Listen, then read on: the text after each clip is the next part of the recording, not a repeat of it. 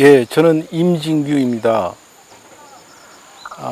제가 이 무소유 책 읽기 모임에 참석하게 된 계기는 2017년인가 제가 법정 스님을 굉장히 좀 그리워하고 또 흠모하게 되는 그러한 계기가 있었습니다. 제 인생에서. 그래서 제가 그 여름에 송광사 템플스테이도 다녀왔고 또 스님께서 계시던 불이람에도 몇 번 찾아가 뵀습니다.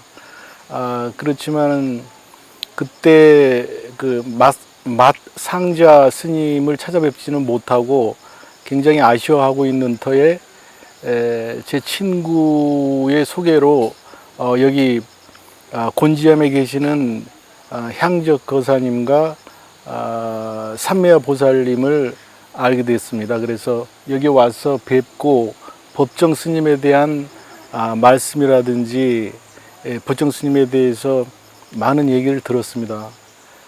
그래서 그것을 인연으로 해서 이러한 독서회, 무소유 읽기 독서회 모임을 갖게 됐고 저도 자연스럽게 참여하게 됐습니다.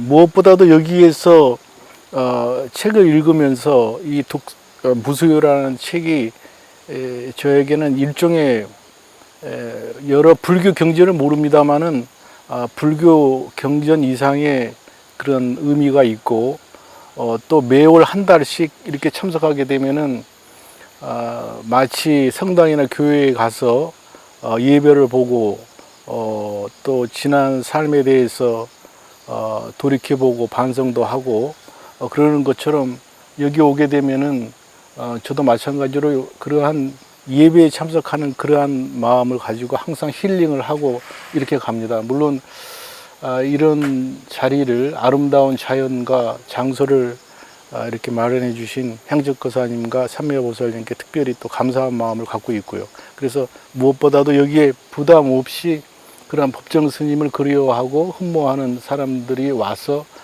책을 읽고 느끼는 그런 감정과 생각을 나누면서 배우게 되는 그런 기회가 많은데요. 그런 좋은 일을 하는 선한 사람들의 모임, 그런 사람들과 함께 해서 굉장히 감사하게 생각하고 있습니다. 예. 오해. 세상에서 대인관계처럼 복잡하고 미묘한 일이 또 있을까? 까딱 잘못하면 남의 입살에 오르내려야 하고 때로는 이쪽 생각과는 엉뚱하게 다른 오해도 받아야 한다.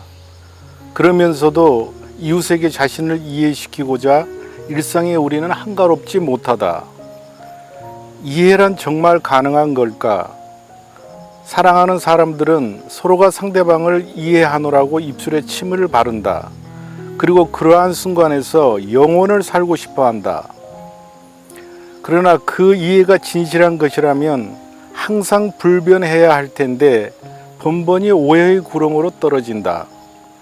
나는 당신을 이해합니다 라는 말은 어디까지나 언론 자유에 속한다.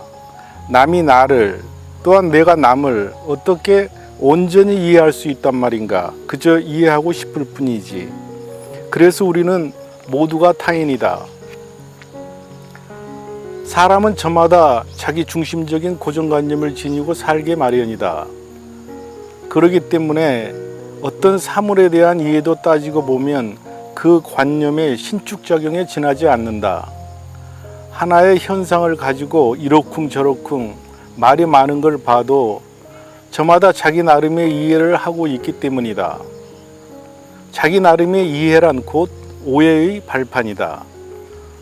우리는 하나의 생명에 불과한 존재다.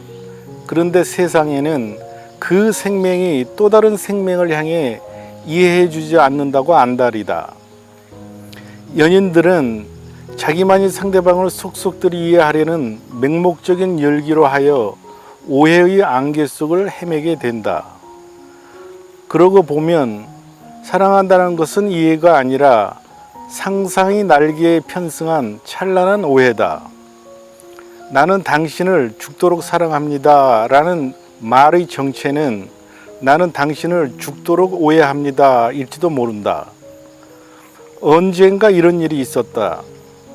불교 종단 기관지에 무슨 글을 썼더니 한 사무승이 내 안면신경이 간지럽도록 할렐루야를 연발하는 것이었다.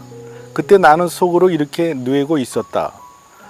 자네는 날 오해하고 있군. 자네가 날 어떻게 안단 말인가. 만약 자네 비위에 거슬리는 일이라도 있게 되면 지금 칭찬하던 바로 그 입으로 나를 또 헐 뜯을 텐데 그만두게 그만두어. 아니나 다를까 바로 그 다음 호에 실린 글을 보고서는 입에 계거품을 물어가며 죽일 놈 살릴 놈 이빨을 드러냈다. 속으로 웃을 수밖에 없었다. 그거 보라고 내가 뭘 했어. 그게 오해라고 하지 않았어? 그건 말짱 오해였다니까. 누가 나를 죽여 세운다고 해서 우쭐댈 것도 없고 헐뜯는다고 해서 화를 낼 일도 못 된다. 그건 모두가 한쪽만을 보고 성급하게 판단한 오해이기 때문이다. 오해란 이해 이전의 상태 아닌가.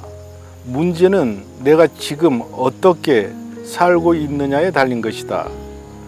실상은 말 밖에 있는 것이고 진리는 누가 뭐라 하건 흔들리지 않는다. 온전한 이해는 그 어떤 관념에서가 아니라 지혜의 눈을 통해서만 가능할 것이다. 그 이전에는 모두가 이 오해일 뿐이다. 나는 당신을 사랑합니다. 무슨 말씀? 그건 말짱 오해라니까. 녹은 그 쇠를 먹는다. 10길 물속은 알아도 한 길 사람 속은 모른다는 속담이 있다. 사람의 마음처럼 불가사의한 것이 또 있을까?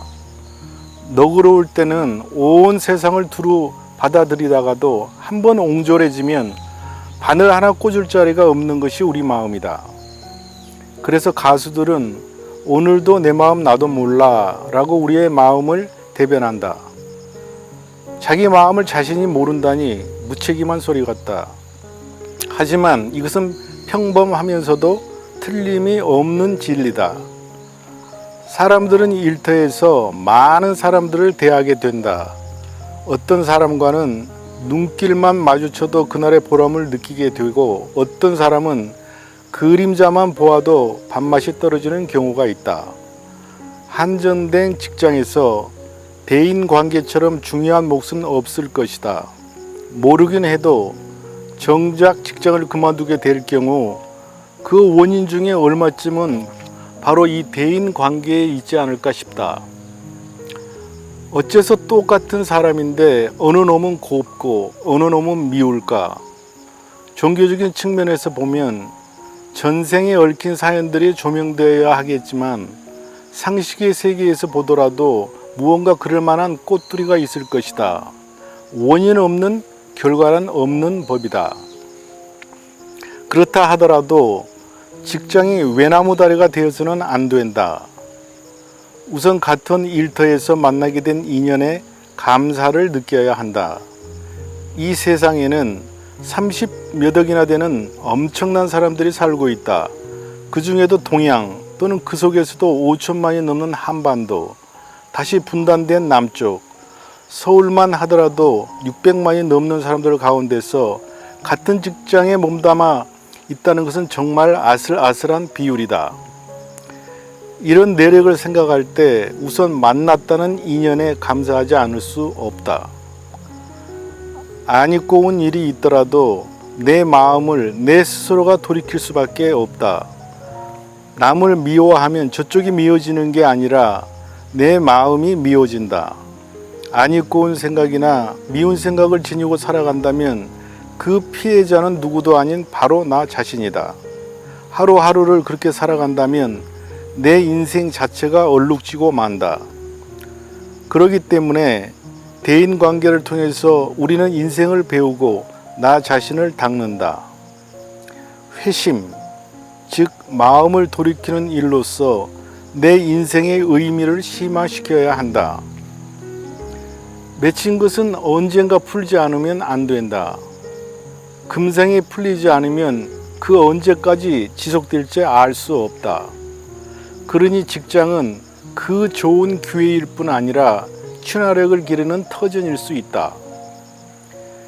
이 일의 위대성은 무엇보다도 사람들을 결합시키는 점일 것이다. 이 일을 통해서 우리는 맺어질 수 있다. 미워하는 것은 내 마음이고 고아하는 것도 내 마음에 달린 것이다. 화엄경에서 일체유심조라고 한 것도 바로 이 뜻이다. 그 어떤 수도나 수양이라 할지라도 이 마음을 떠나서는 있을 수 없다. 그것은 마음이 모든 일의 근본이 되기 때문이다. 법구경에는 이런 비유가 있다. 녹은 쇠에서 생긴 것인데 점점 그 쇠를 먹는다. 이와 같이 그 마음씨가 그늘지면 그 사람 자신이 녹슬고 만다는 뜻이다. 우리가 온전한 사람이 되려면 내 마음을 내가 쓸 줄 알아야 한다. 그것은 우연히 되는 것이 아니고 일상적인 대인관계를 통해서 가능하다. 왜 우리가 서로 증오해야 한단 말인가? 우리는 같은 배를 타고 같은 방향으로 항해하는 나그네들 아닌가?